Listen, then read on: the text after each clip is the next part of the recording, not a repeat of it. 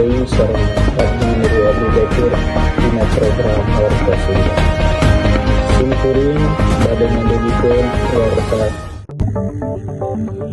Pemirsa, Gunung Dukono anu parngahna di Halmara Utara dina dinten Salasa 12 Mei 2026 parantos pitu deui dina tabuh salapan langkung 52 menit waktu Indonesia Wetan.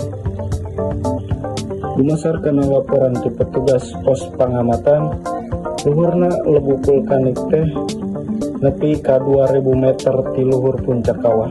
Eta haseup hideung tebal teh katingal mabur ke arah barat laut. Satu acanana dina dinten Jumat kamari kajantenan musibah anu nimbulkeun korban jiwa. Aya 3 urang pendaki anu pupus dunia alatan kakenaan ku material vulkanik nalika nuju aya di luhur puncak.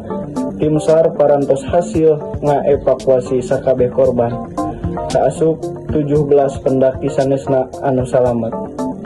Dugi ka ayeuna status Gunung Dukono masih keneh aya dina level 2 atanapi waspada. Masyarakat diimbau supados henteu caket-caket kana zona bahaya nyaeta 4 km ti kawah pusat.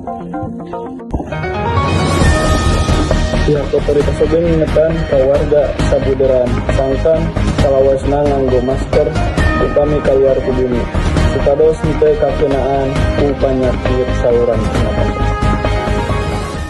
Mung sakitu warta nu tiasa kapihatur simkuring Nurul Abdul Ghafur amit mungkur amit mundur wilujeng enjing hatur nuhun. Wassalamualaikum warahmatullahi wabarakatuh.